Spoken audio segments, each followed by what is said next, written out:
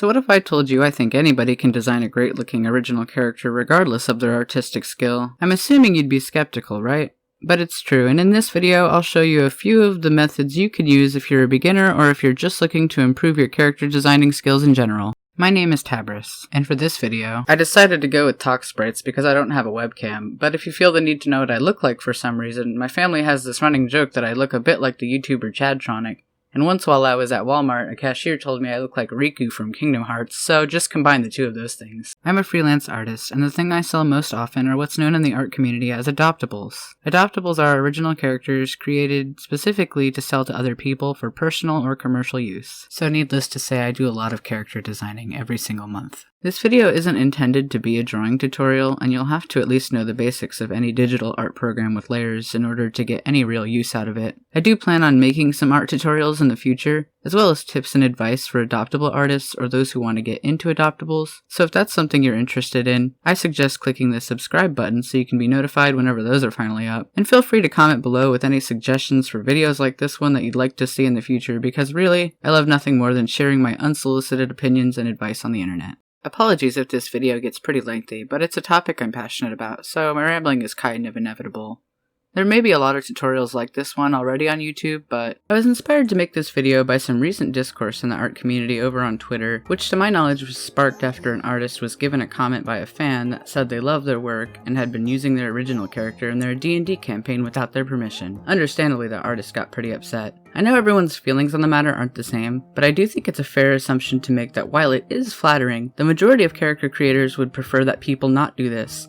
And really, there is no reason why anybody should be saving pictures of people's characters and using them in their own stories. There are so many free resources for character design, whether it be Picrew, Artbreeder, Dream Selfie, free to use art bases, waifu labs, adopts, customs, or whatever. There is literally no reason to use someone else's design, even if you're just using it as an image for a stand-in NPC design in a private D&D game. You really should avoid doing this because trust me, I play D&D and I know sometimes NPCs end up with a much bigger role than you may have originally intended for them to. For example, what happens when someone who is only meant to be a traveling merchant encountered in passing, thanks to a few lucky rolls, ends up in a budding relationship with one of the player's characters? What if then the player wants to skip on over to Fiverr for a commission of the two characters to give to their DM as an expression of how much they're enjoying the experience and the story they're telling? Yeah, now you've got art of a character that's identical to someone else's floating around the internet, except now they're credited as belonging to somebody else and acting in ways that the character might not have ever.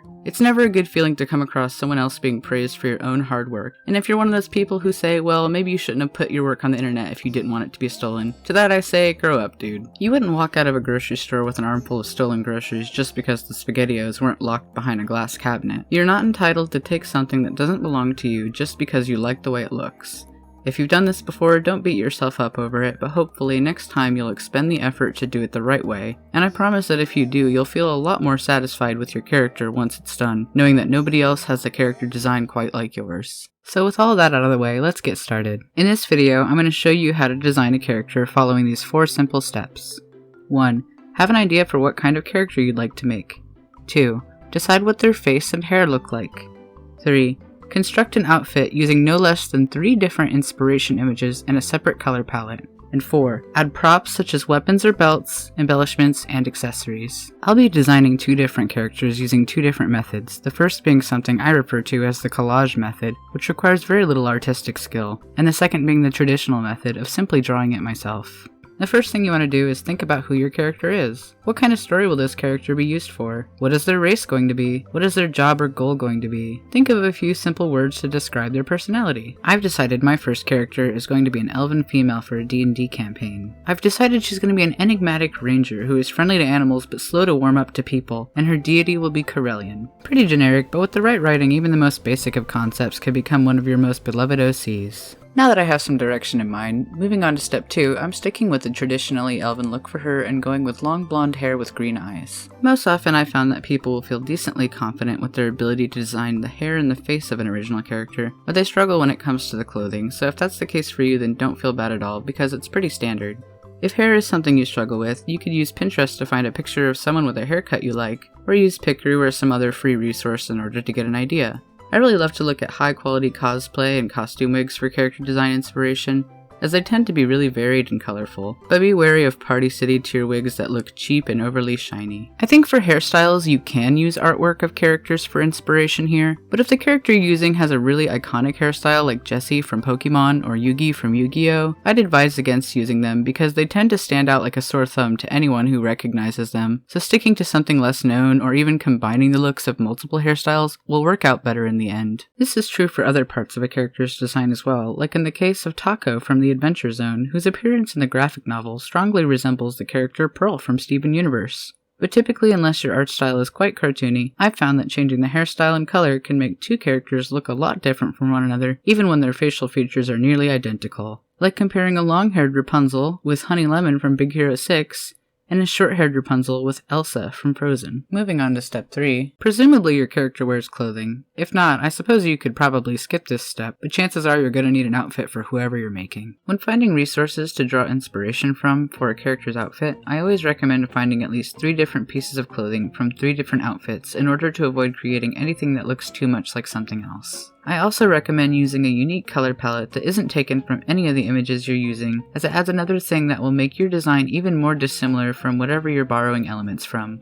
There are plenty of resources online for generating color palettes, so if color theory isn't something you're confident with, there's no reason to worry. My personal favorite website for making easy color palettes is mycolor.space. I try to avoid using drawn images as inspiration for a character's clothing because oftentimes those illustrations are of somebody's OC, but if you really love a canon character's design and you want to use it for inspiration, try looking at pictures of the character's concept art for something similar, or find an image of a cosplayer to look at instead of using artwork. The reason I suggest this is depending on what you're using, composition, posing, clothing folds, clothing layers, and art styles can make it difficult to tell exactly what you're looking at and how the clothing fits together. This is usually what I blame when I find what I refer to as the pointless crotch flap comes in on a lot of fantasy designs made by somebody who's new to the genre. You know, that strip of fabric that hangs between a character's legs for decoration that seemingly connects to nothing, while it was really intended to be a scapular, tabard, or surcoat, and I'm not even trying to throw shade, that's literally from an adoptable I designed 2 years ago. Something you never want to do is just go to Google image search and type in insert something here outfit, and then just draw the first outfit you see. The reason I say this is that oftentimes those images are Halloween costumes, which if you know anything about clothing design, you'll know that most of the time Halloween costumes are cheaply mass-produced, inaccurate imitations of an intended look. And that's perfectly fine for a silly costume that you're only meant to wear one night of the year while you consume copious amounts of Reese's peanut butter cups because no trick-or-treaters actually bothered to show up to the door of your second floor apartment. But it's not something you want in a serious fantasy story. Not only that, but a lot of people do this, so if creating something unique is what you're going for, you won't achieve that goal if you just draw the first thing that comes up on a Google image search. What you want to do instead is head on over to Pinterest and create an account. I avoided Pinterest for years because I'm really put off by websites that don't allow you to browse their content without being logged in, but it truly is a godsend when it comes to character design resources. Referencing drawn armor is another thing that often results in characters who wear gear that simply isn't practical or even logical. If you're like me and you have a hard time comprehending and replicating complex looking shapes, a great method I've found when designing armor is again looking at cosplay resources.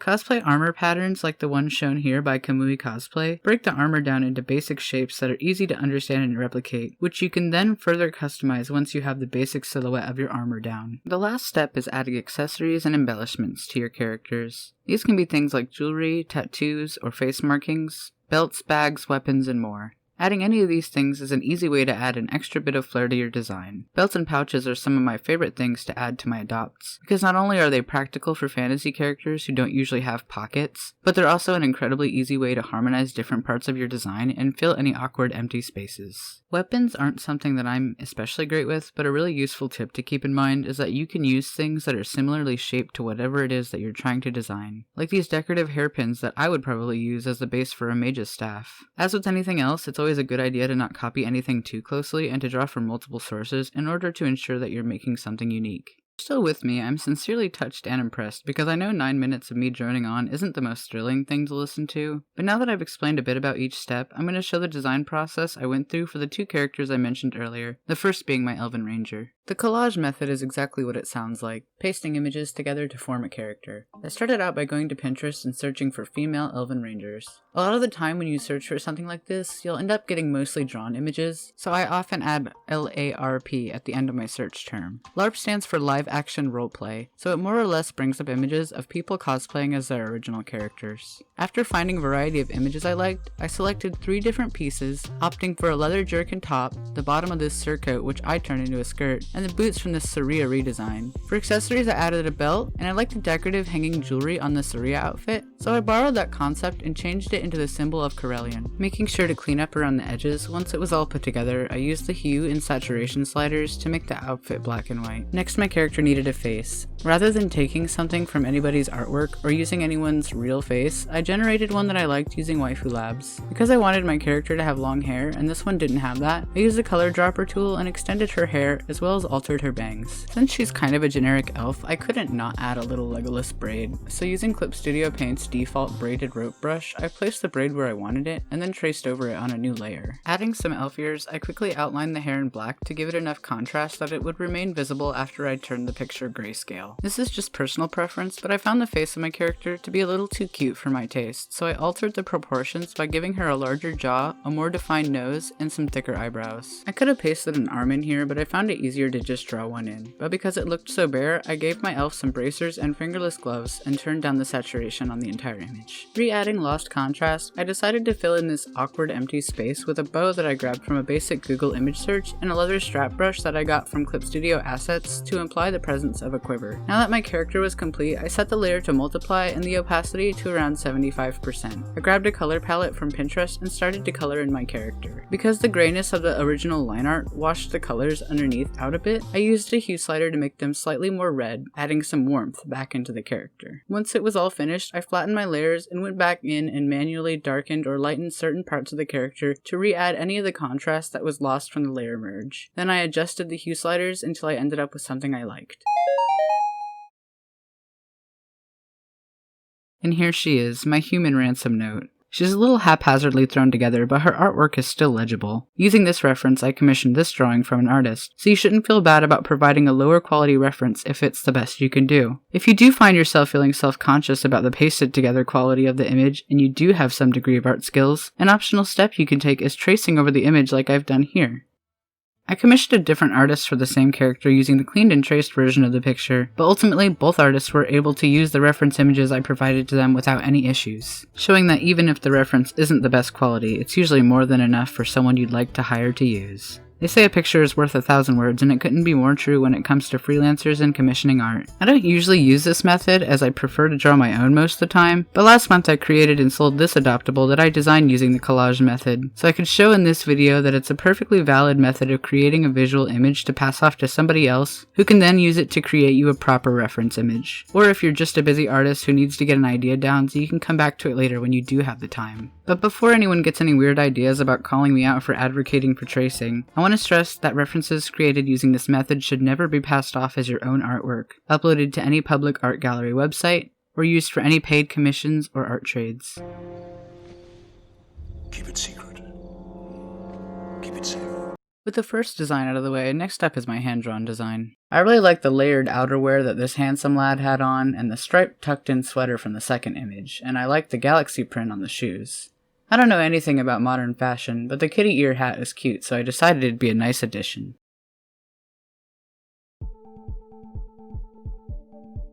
I didn't have much in mind when I started this design, but I knew I wanted to go for an androgynous character who had a very stylish look about them, but I also wanted them dressed comfortably at the same time.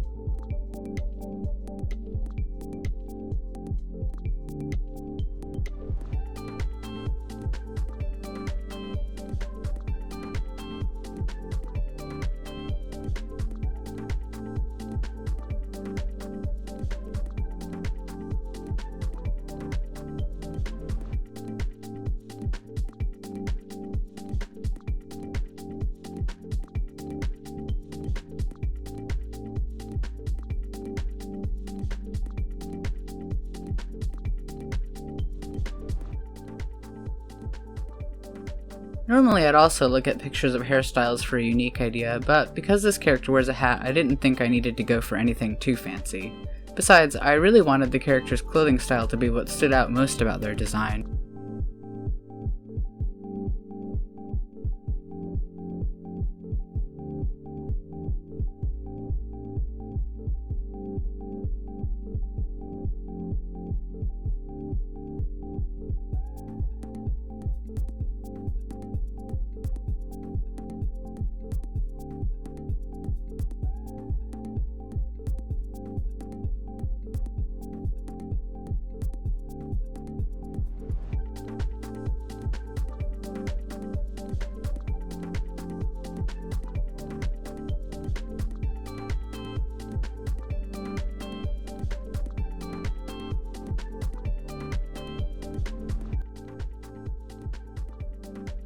I also wanted to apologize for all the jump cuts. I tend to nitpick a lot when I'm doing line art, and I could seriously spend over 10 minutes drawing a single line over and over, so I tried to spare you all from having to endure that.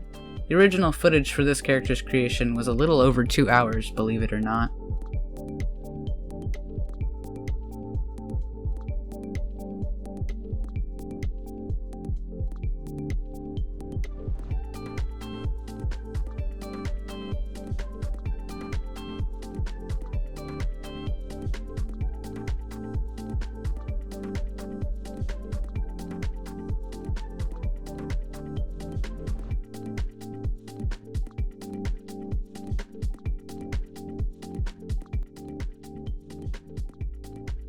Once my line art was finished, using a mosaic filter, I turned my color inspiration image into a color palette.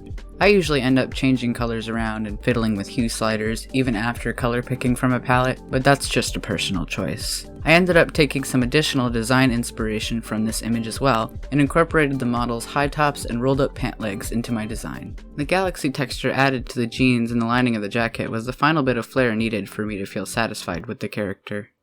And at long last, after applying several hundred filters and some colored line art, I ended up with this as my final result. And that concludes my basic guidelines and tips for designing a humanoid original character. I am by no means an expert or professional when it comes to this kind of thing, and honestly I still have a lot to learn myself, but I hope that you found this useful, or at the very least entertaining. I'm sorry if any of the art assets used in the video were boring or repetitive. My carpal tunnel has been acting up a lot lately, making it harder for me to draw for lengthy periods of time. But I really put a lot of effort into my first real YouTube video, and I look forward to making more for you all in the future. So until next time, thanks for watching!